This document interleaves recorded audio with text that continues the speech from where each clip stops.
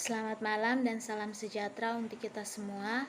Perkenalkan, nama saya Maria Bernaros Kewatulit, NIM 18030300105 dari kelas Sosiologi C semester 6 reguler pagi.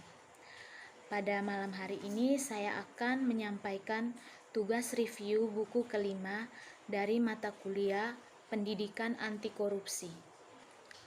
Buku atau jurnal yang akan saya bahas pada hari ini yakni Bahaya dalam Mencoba Memerangi Korupsi. Dalam buku kali ini, penulis mencoba menjelaskan kepada kita tentang bahaya yang akan kita hadapi ketika kita akan memerangi korupsi di sekitar kita. Buku ini berkisahkan tentang seorang menteri keuangan yang mencoba menceritakan kembali apa saja yang beliau alami ketika menjabat sebagai Menteri Keuangan di Nigeria.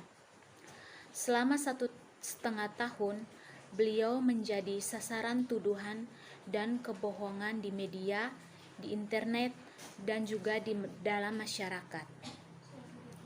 Kebohongan dan propaganda menuduhnya bahwa beliau salah mengelola ekonomi sehingga menjadi hancur, dan bahkan mengatakan Menteri Keuangan ini mengalihkan dan mencuri miliaran dolar.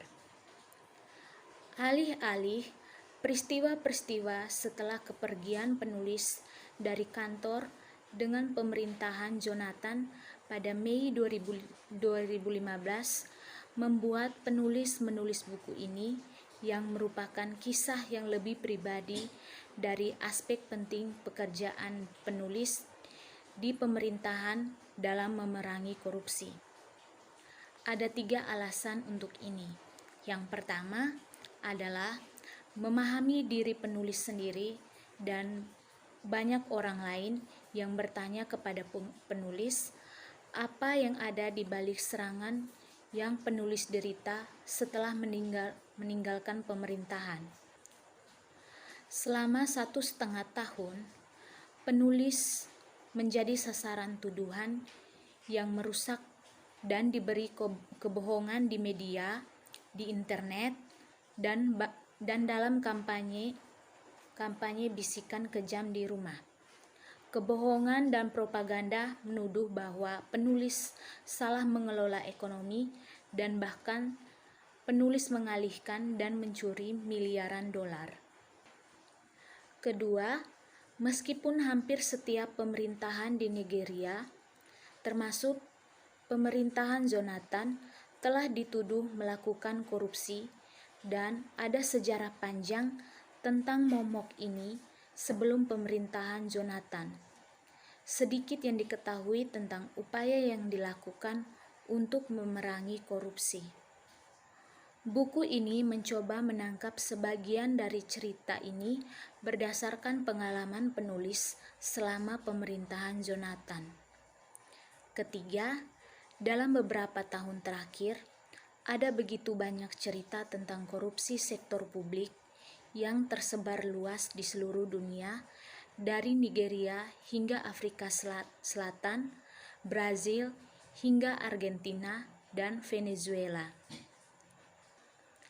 Hal ini pun berlaku untuk negara Ukraina hingga Korea Selatan, bahwa kisah langsung dari seorang yang pernah hidup dalam masalah konteks negaranya sendiri, seperti yang penulis alami, mungkin menjelaskan bahaya perangkap dan keberhasilan menghadapi korupsi.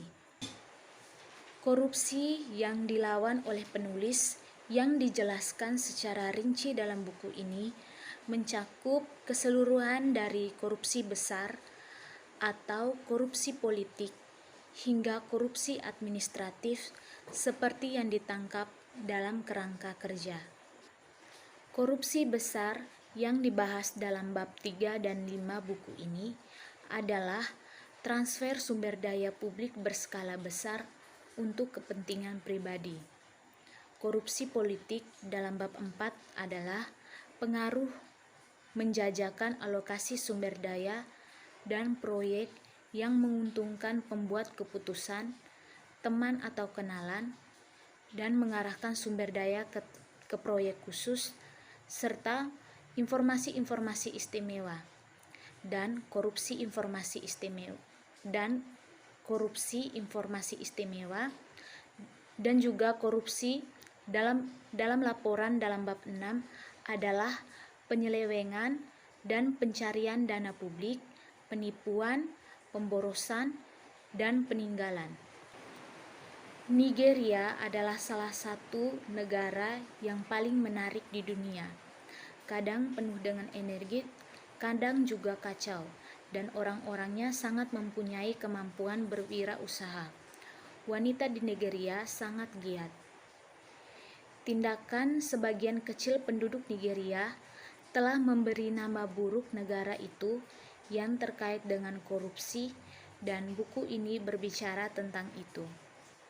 Tetapi sebagian besar orang Nigeria adalah warga negara yang jujur dan pekerja keras yang menginginkan apa yang diinginkan warga negara di tempat lain, agar pemerintah mereka menyediakan perdamaian, stabilitas, dan layanan dasar, dan kemudian menyingkirkan sehingga mereka dapat menjalani hidup mereka. Nigeria diproyeksikan menjadikan negara terbesar kelima di dunia pada tahun 2030 dan terbesar ketiga pada tahun 2050. Saat ini, 63% dari populasi Nigeria berusia di bawah 25 tahun, dan seperti Afrika lainnya, populasi mudanya dapat dimanfaatkan untuk keuntungan demografis atau dapat menimbulkan tantangan pekerjaan yang berat dan keluar dari migrasi.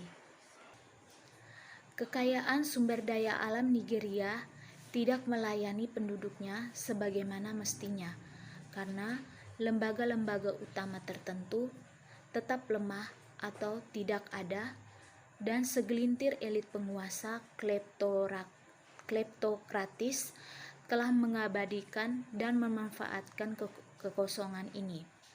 Tetapi negara ini memiliki periode pertumbuhan yang baik dan kinerja ekonomi yang wajar.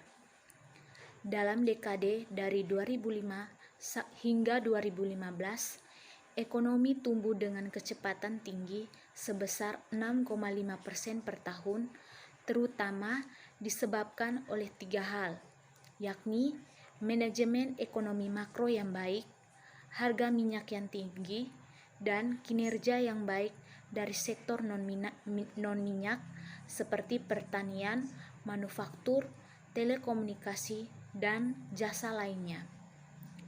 Kinerja ekonomi melemah mulai dari tahun 2015 akibat penurunan harga minyak dan lemahnya pengelolaan ekonomi. Akhirnya, saat penulis merenungkan perjalanan yang telah penulis coba gambarkan dengan begitu tidak sempurna di halaman-halaman buku ini, jelas bagi penulis bahwa memerangi korupsi memang berbahaya dan beresiko. Tapi itu bisa dilakukan. Itu membutuhkan integritas, keberanian, tekad, dan fokus tanpa henti pada hasil. Dan itu pun juga membutuhkan perlindungan Tuhan bagi kita yang percaya pada kekuatan yang lebih tinggi. Keberhasilan yang dapat kita raih di lingkungan Nigeria yang kompleks harus menjadi dorongan bagi orang lain bahwa mereka juga dapat membuat perbedaan kecil atau besar ketika mereka berada di lingkungan yang korup. Sekian materi review yang dapat saya sampaikan. Semoga materi yang saya sampaikan dapat bermanfaat untuk kita semua.